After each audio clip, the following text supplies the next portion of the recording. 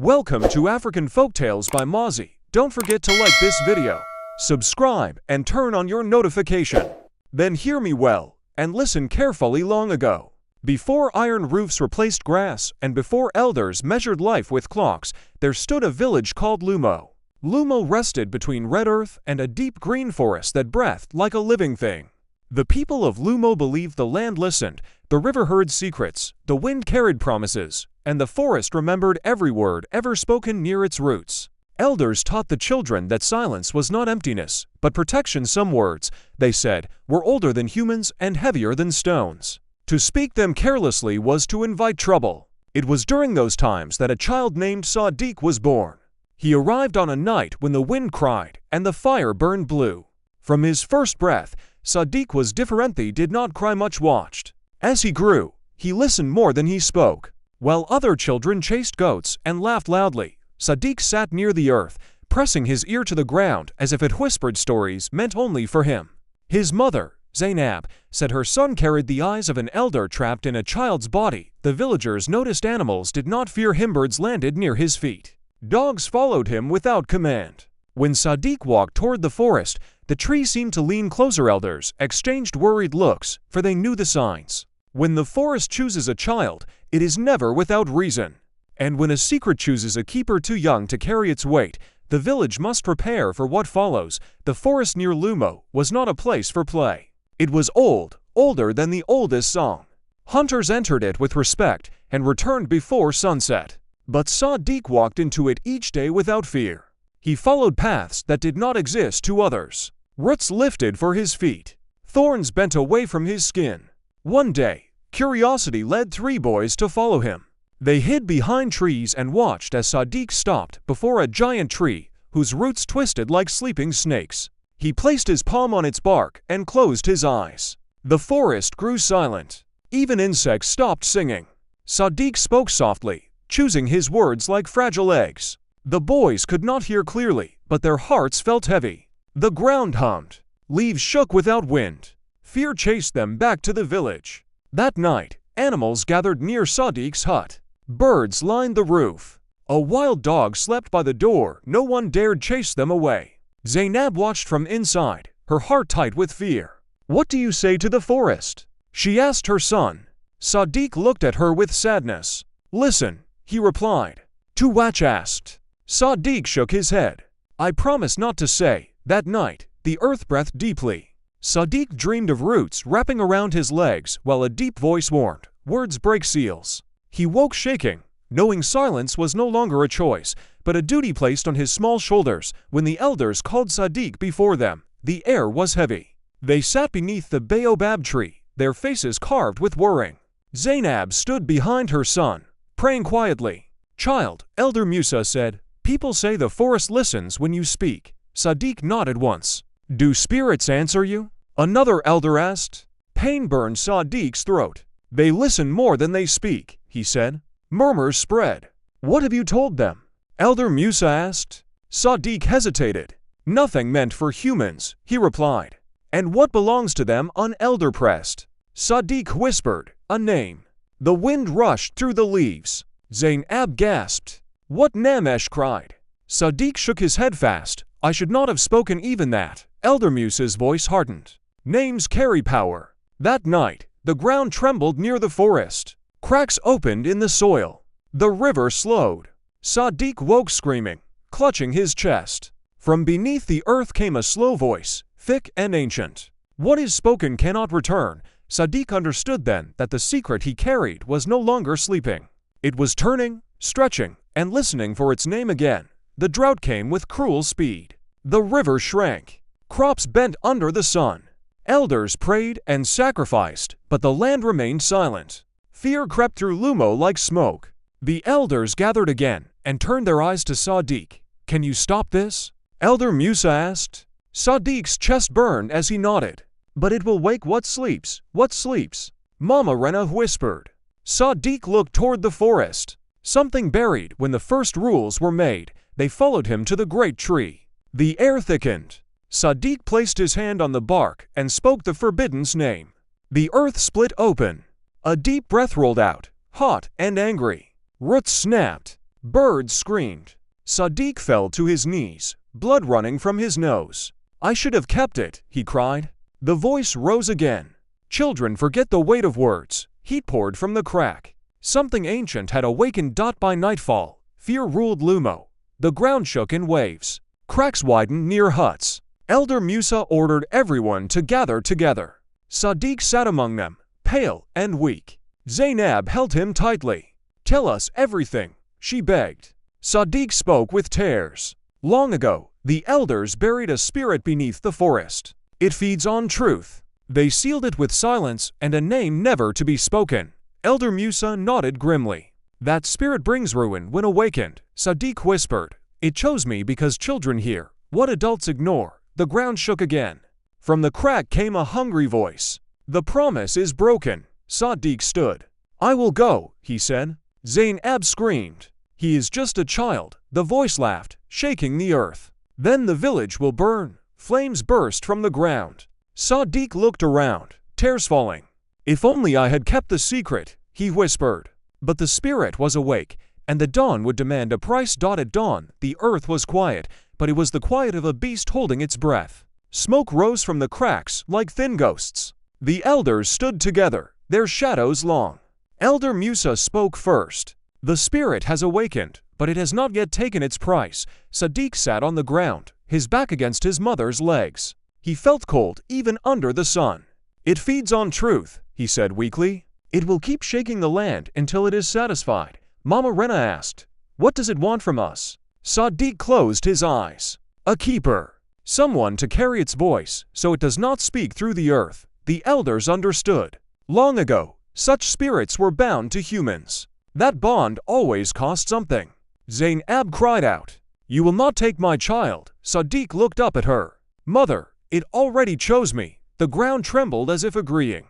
Elder Musa raised his staff. We will not decide in fear, he said. We must seek the old answers. They sent messengers to the oldest woman in the region, Grandmother Usha, who lived near the dry hills. She knew stories buried deeper than bones. While they waited, the forest crept closer. Trees leaned inward. Animals fled toward the village. At night, the spirit whispered Sadiq's name through the cracks. Each time, his chest burned hotter. He bit his lip to keep from answering. For if he answered fully, the bond would seal forever.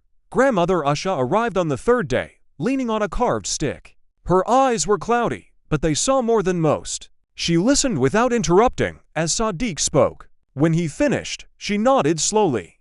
This is not a spirit of evil, she said. It is a spirit of balance. It was buried because humans feared its truth. Elder Musa frowned. Truth should not destroy land. Usha tapped the ground.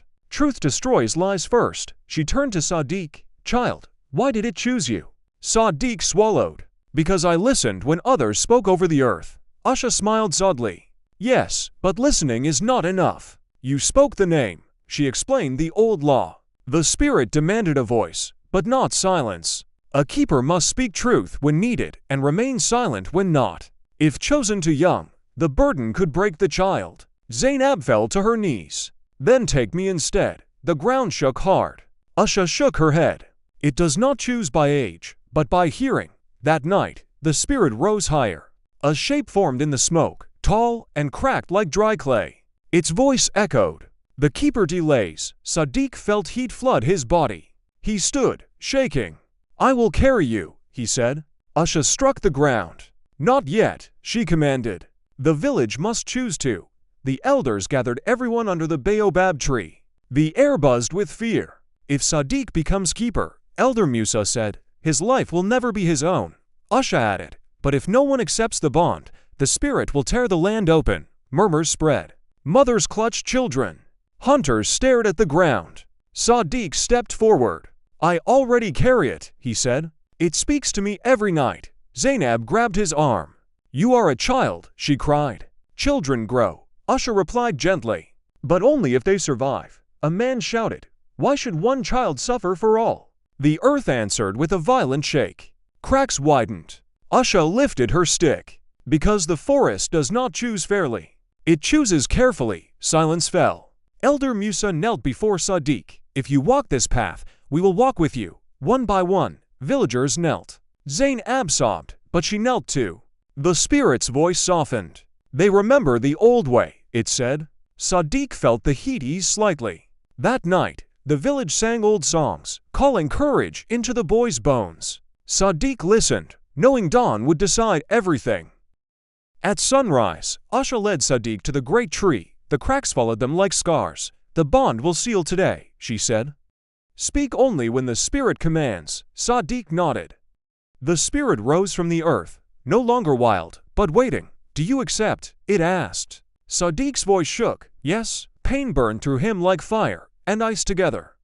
Images flooded his mind-old wars, broken promises, buried truths. He screamed but did not fall. The spirit pressed closer. You will carry what others refuse to hear. Sadiq whispered. I will. The ground stilled.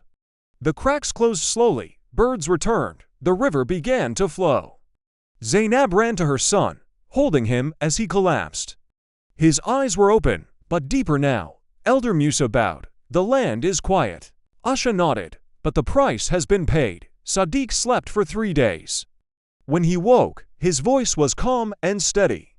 The forest is resting, he said. People listened carefully now.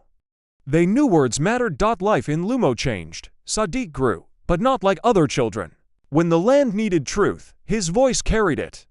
When silence was needed, he held it tightly. The forest no longer crept. The river sang again. Elders taught children to listen before speaking.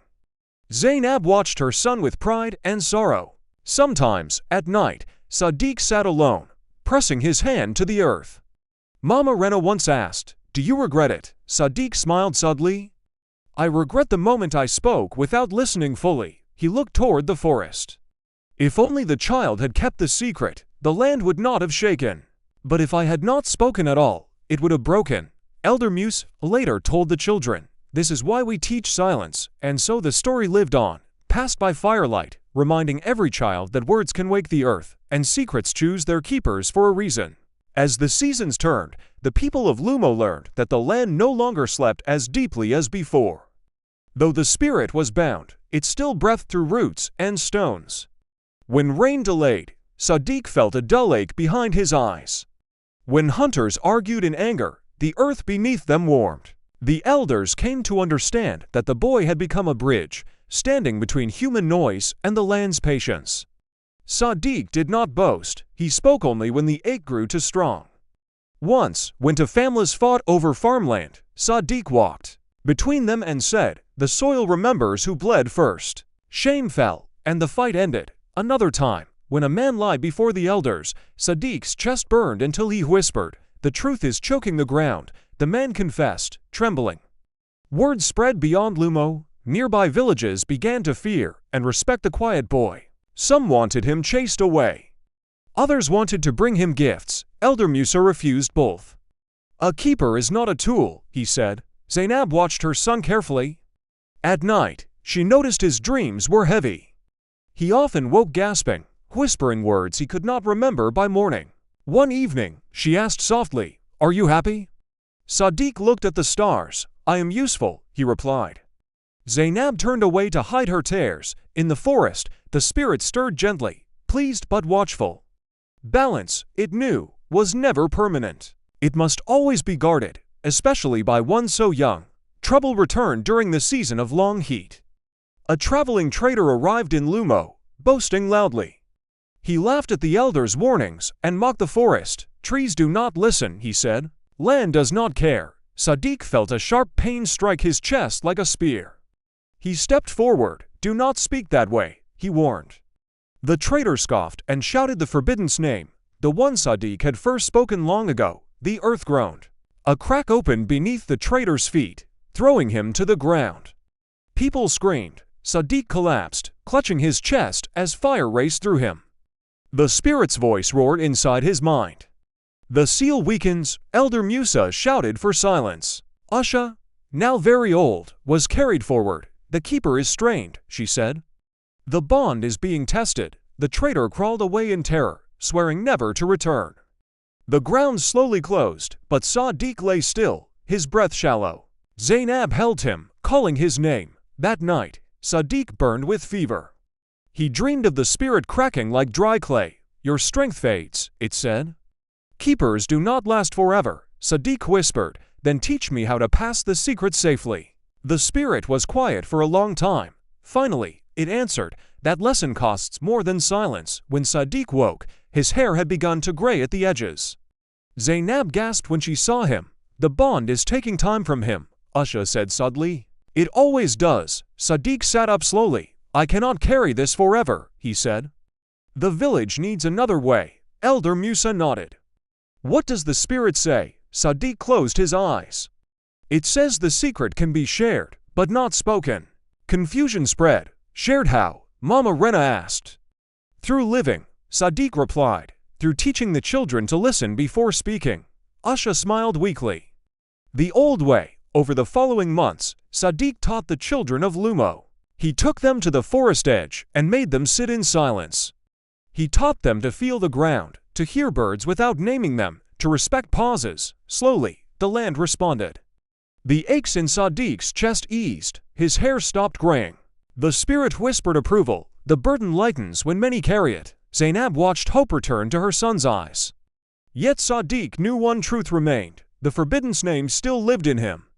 As long as it did, the bond was not fully broken. Years passed, and Sadiq grew into a young man. He was calm, steady, respected by all. Lumo prospered. But one night, the spirit spoke urgently. The name must be buried again. Sadiq's heart tightened. How? He asked. With memory, the spirit replied.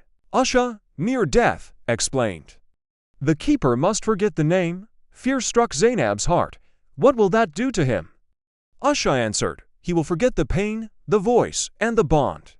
But he will also forget why he carries wisdom. Sadiq understood. Without memory, the spirit would sleep fully, but he would lose a part of himself. The village gathered. Elder Musa spoke. You have given enough. Sadiq smiled gently. The land deserves peace. That night, at the great tree, Sadiq knelt. The spirit rose softly. Are you ready? It asked. Sadiq nodded. Yes. The spirit breathed into his chest, pulling the forbidden's name from his memory like a thorn. Pain flashed, then vanished. The forest sighed. The ground cooled. Sadiq collapsed, empty and light. When Sadiq woke, the world felt quieter. He knew his name, his mother, his village, but the heavy ache was gone. He no longer heard whispers in roots or fire in stone. Zainab wept with relief. Elder Musa placed a hand on Sadiq's shoulder. The land is sleeping deeply now. Usha died that same morning, smiling. In the seasons that followed, Lumo remained peaceful. Children practiced silence. Elders chose words carefully. Sadiq lived simply, married, and laughed more than he ever had as a child. Sometimes, at night, he felt a strange emptiness, like a story forgotten halfway. He would stare at the forest, sensing respect without memory. Elder Musa later told the children, a secret once broke the land because a child spoke too soon. Balance returned when the child learned when to speak and when to forget, and so the folktale spread beyond Lumo. Parents told it softly by firelight. They ended the same way every time. Words can heal or destroy, but silence, when chosen with wisdom, can save the earth itself. After many seasons, when Elder Musa's hair turned fully white, he gathered the children beneath the baobab and reminded them why silence was taught before speech. Sadiq listened from a distance, carrying water, living an ordinary life, he no longer felt chosen, yet the village treated him with quiet honor. One dry season, a strange stillness returned. It was not violent like before, but heavy, like a warning breath. Crops slowed, birds flew lower. At night, Sadiq dreamed of cracked earth, though he remembered no reason why. He woke uneasy. Zainab noticed. Your spirit is restless, she said. Sadiq shook his head. I am only tired, but the land disagreed. A child was born that season who never cried. The elders whispered in fear. Elder Musa said, the land remembers even when humans forget. The child grew fast and stared often at the soil. Sadiq felt drawn to him without knowing why. One evening, the child pressed his hand to the ground, and the earth warmed. Sadiq gasped, a forgotten ache stirring. He realized then that forgetting did not erase truth. It only delayed it. The secret had slept, but it was not dead. Balance, like fire, needed tending.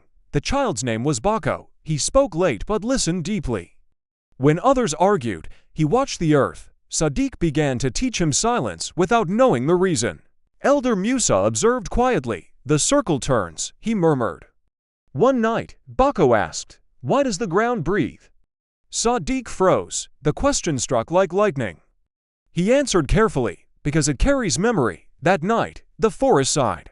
Sadiq dreamed of the spirit again, distant but awake. "You forgot the name," it said.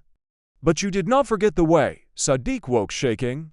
He went to Elder Musa. "The burden is returning," he said. Musa nodded sadly. "It always does." They agreed the village must not repeat old mistakes.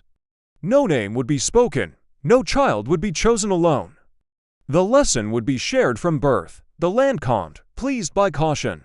Years passed. Elder Musa died peacefully, buried near the great tree. Bako grew into a thoughtful boy. The earth no longer cracked, but it responded gently to truth and lies. Sadiq became an elder without ceremony. One evening, Bako said, "Sometimes the ground speaks, but softly." Sadiq replied, "Then listen softly." He understood now that the secret was never meant to be hidden forever, only handled with care. The spirit appeared once more in dream, smaller, calmer. "You learned," it said. "That is enough." Sadiq felt peace settle deep within him.